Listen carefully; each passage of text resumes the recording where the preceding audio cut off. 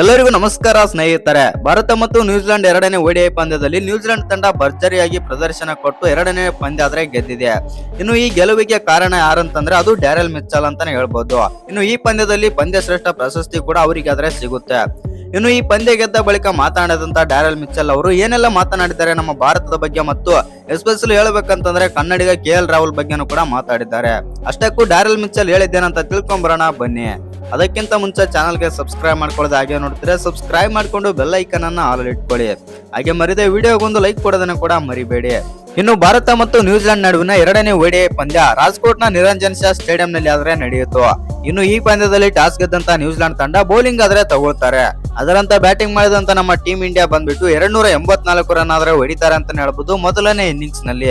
ಇದರಲ್ಲಿ ಬಂದ್ಬಿಟ್ಟು Rohit Sharma 24 run, Shubman Gill 56 run ಮತ್ತು ವಿರಾಟ್ ಕೊಹ್ಲಿ 23 ರನ್ ಮತ್ತು ಶ್ರೇಯಸ್ ಅಯ್ಯರ್ 8 ಮತ್ತು ನಮ್ಮ ಕನ್ನಡಿಗ KL ರಾಹುಲ್ 112 ರನ್ ಆದ್ರೆ ಹೊಡಿತಾರೆ. ಇನ್ನು ನಿತೀಶ್ ಕುಮಾರ್ ರೆಡ್ಡಿ ಮತ್ತು ರವೀಂದ್ರ ಜಡೇಜಾ 20+ ಸ್ಕೋರ್ ಆಡಿ ಆಡ್ತಾರಂತಾನೆ ಹೇಳ್ಬೋದು. ಒಟ್ನಲ್ಲಿ ನಮ್ಮ ಭಾರತ ತಂಡ ಬಂದ್ಬಿಟ್ಟು ಮೊದಲನೇ ಇನ್ನಿಂಗ್ಸ್ ನಲ್ಲಿ 284 ರನ್ ಆದ್ರೆ ಹೊಡಿತಾರೆ. ಇನ್ನು ಈ ಟಾರ್ಗೆಟ್ ನ ಈಸಿಯಾಗಿ ಚೇಸ್ ಮಾಡ್ತಾರೆ ಅಂತಾನೆ ಹೇಳ್ಬೋದು ನ್ಯೂಜಿಲೆಂಡ್ ತಂಡ. ಇನ್ನು ಸೆಕೆಂಡ್ ಇನ್ನಿಂಗ್ಸ್ ಗೆ ಚೇಸ್ ಮಾಡಕ್ಕೆ ಬಂದಂತ ನ್ಯೂಜಿಲೆಂಡ್ ತಂಡ ಮೊದಲಿಗೆ 2 ವಿಕೆಟ್ ಬೇಗನಾದರೆ ಕಳೆದುಕೊಳ್ಳುತ್ತೆ ಅಂತಾನೆ ಹೇಳ್ಬೋದು. ಡೆವನ್ ಕಾನ್ವೆ 16 ರನ್ ಆಡಿ ಔಟ್ ಆದ್ರೆ ಹೆನ್ರಿ ನಿಕ್ಲಸನ್ ಬಂದ್ಬಿಟ್ಟು 10 ರನ್ ಆಡಿ ಔಟ್ ಆಗ್ತಾರೆ. ಆನಂತರ ಬಂದಂತ ವಿಲ್ಯಂಗ್ ಮತ್ತು ಡ್ಯಾರೆಲ್ ಮಿಚ್ಚೆಲ್ ಪಂದ್ಯದ ಗತಿಯನ್ನೇ ಬದಲಾಯಿಸುತ್ತಾರೆ ಅಂತಾನೆ ಹೇಳ್ಬೋದು. ವಿಲ್ಯಂಗ್ ಅವರು 87 ರನ್ ಆಡಿದ್ರೆ ಡ್ಯಾರೆಲ್ ಮಿಚ್ಚೆಲ್ ಅವರು 131 ರನ್ ಆದ್ರೆ ಆಡ್ತಾರೆ. ಇನ್ನು ಲಾಸ್ಟ್ ಕೊನೆಯಲ್ಲಿ ಫಿನಿಶಿಂಗ್ ಟಚ್ ಕೊಟ್ಟಂತ ಗ್ಲೆನ್ ಫಿಲಿಪ್ಸ್ ಅವರು 37 ರನ್ ಅಂದ್ರೆ ಹೊಡಿತಾರೆ. ಒಟ್ಟಿನಲ್ಲಿ ನ್ಯೂಜಿಲೆಂಡ್ ತಂಡ ಬಂದ್ಬಿಟ್ಟು 7 ವಿಕೆಟ್ ಗಳಿಂದ ಭರ್ಜರಿಯಾಗಿ ಗೆದ್ದಿದೆ. ಇನ್ನು ಈ ಪಂದ್ಯ ಗೆದ್ದ ಬಳಿಕ ಪಂದ್ಯ ಶ್ರೇಷ್ಠ ಪ್ರಶಸ್ತಿ ಬಂದ್ಬಿಟ್ಟು ಡ್ಯಾರೆಲ್ ಮಿಚ್ಚೆಲ್ ಅವರಿಗೆ ಸಿಗುತ್ತೆ. ಈ ಪಂದ್ಯದಲ್ಲಿ 131 ರನ್ ಆದ್ರೆ ಹೊಡಿತಾರೆ. ಇದರಲ್ಲಿ 11 4 ಮತ್ತು 2 ಸಿಕ್ಸರ್ ಆದ್ರೆ ಸೇರಿವೆ.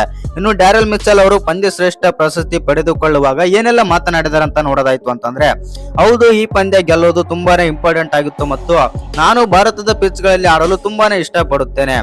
ಇನ್ನು ಈ ಪಂದ್ಯ ಮುಗಿದ ಬಳಿಕ ಪೋಸ್ಟ್ ಮ್ಯಾಚ್ ಪ್ರೆಸೆಂಟೇಷನ್ ವೇಳೆ ಪಂದ್ಯ ಶ್ರೇಷ್ಠ ಪ್ರಶಸ್ತಿ ಪಡೆದುಕೊಂಡ ಮೇಲೆ ಡ್ಯಾರೆಲ್ ಮಿಚ್ಚೆಲ್ ಅವರು ಏನೆಲ್ಲ ಮಾತನಾಡಿದ್ದಾರೆ ಅಂತಂದ್ರೆ, ಹೌದು, ಭಾರತದ ಪಿಚ್ಗಳಲ್ಲಿ ಮತ್ತು ಸ್ಟೇಡಿಯಂಗಳಲ್ಲಿ ನಾನು ಆಡಲು ತುಂಬಾನೇ ಇಷ್ಟಪಡುತ್ತೇನೆ. ಇಲ್ಲಿನ ಬ್ಯಾಟಿಂಗ್ ಆಡಲು ನನಗೆ ತುಂಬಾನೇ ಅನುಕೂಲ ಆಗುತ್ತೆ ಮತ್ತು ಭಾರತದ ಪಿಚ್ಗಳಂತಂದ್ರೆ ನನಗೆ ತುಂಬಾನೇ ಖುಷಿ ಆಗುತ್ತೆ ಅಂತಂದು ಡ್ಯಾರೆಲ್ ಮಿಚ್ಚೆಲ್ ಆದ್ರೆ ಹೇಳಿದ್ದಾರೆ. ಆನಂತರ ಮಾತನಾಡಿದಂತ ಡ್ಯಾರೆಲ್ ಮಿಚ್ಚೆಲ್ ಅವರು, ಹೌದು, ಈ ಪಂದ್ಯದಲ್ಲಿ ನಾನು ಕೂಡ ಶತಕ ಬಾರಿಸಿದ್ದೇನೆ. ಇನ್ನು ಮೊದಲನೇ ಇನ್ನಿಂಗ್ಸ್ ನಲ್ಲಿ ಭಾರತದ ಪರ ರಾಹುಲ್ ಅವರು ಕೂಡ ಶತಕ ಆದ್ರೆ ಬಾರಿಸಿದ್ದರು. ಅದು ನನಗೆ ತುಂಬಾನೇ ಖುಷಿ ಆಯಿತು ಮತ್ತು ಇನ್ನು KL ರಾಹುಲ್ ಅವರೇ ಭಾರತದ ಪರ ಒಬ್ಬರೇ ಆಗಿ ಸಖತ್ತಾಗಿ ಆಡಿದ್ರು ಮತ್ತು ಅವರಿಗೆ ಆ ಎಬಿಲಿಟಿ ಆದ್ರೆ ಇದೆ. ಆ ಕಾರಣದಿಂದಾಗಿ ಒಳ್ಳೆಯ ಸ್ಕೋರ್ ಆದ್ರೆ ಕಲೆ ಹಾಕಿದರು ಮತ್ತು ಯಾವ ಗ್ರೌಂಡ್ ನಲ್ಲಿ ಯಾವ ರೀತಿ ಆಡ್ಬೇಕಂತ KL ರಾಹುಲ್ಗೆ ಎಲ್ಲ ಚೆನ್ನಾಗಿ ಆದ್ರೆ ಗೊತ್ತಿದೆ.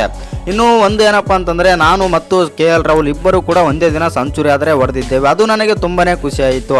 ಹೌದು, ಭಾರತದ ವಿರುದ್ಧ ನಾವು ಈ ಪಂದ್ಯವನ್ನು ಗೆಲ್ಲಲೇಬೇಕಾಗಿತ್ತು, ಯಾಕಂತಂದ್ರೆ ಇದು ನಮಗೆ ಮಾಡುವಿಲ್ಲವೇ ಮಡಿ ಪಂದ್ಯ ಆಗಿತ್ತು ಎಂದು ಡ್ಯಾರೆಲ್ ಮಿಚ್ಚೆಲ್ ಆದ್ರೆ ಹೇಳಿದ್ದಾರೆ. ಇನ್ನು ಈ ವಿಡಿಯೋ ಇಷ್ಟ ಆಗಿದ್ರೆ ಒಂದು ಲೈಕ್ ಮಾಡಿ, ಶೇರ್ ಮಾಡಿ. ಹಾಗೆ ಇನ್ನು ಯಾರು ಚಾನಲ್ಗೆ ಸಬ್ಸ್ಕ್ರೈಬ್ ಮಾಡ್ಕೊಂಡಿಲ್ಲ, ಸಬ್ಸ್ಕ್ರೈಬ್ ಮಾಡ್ಕೊಂಡು ಬೆಲ್ ಐಕನ್ ಅನ್ನ ಆಲ್ ಇಟ್ಕೊಳ್ಳಿ. ಹಾಗೆ ಮರಿದ ವಿಡಿಯೋಗೊಂದು ಲೈಕ್ ಕೊಡೋದನ್ನ ಕೂಡ ಮರಿಬೇಡಿ.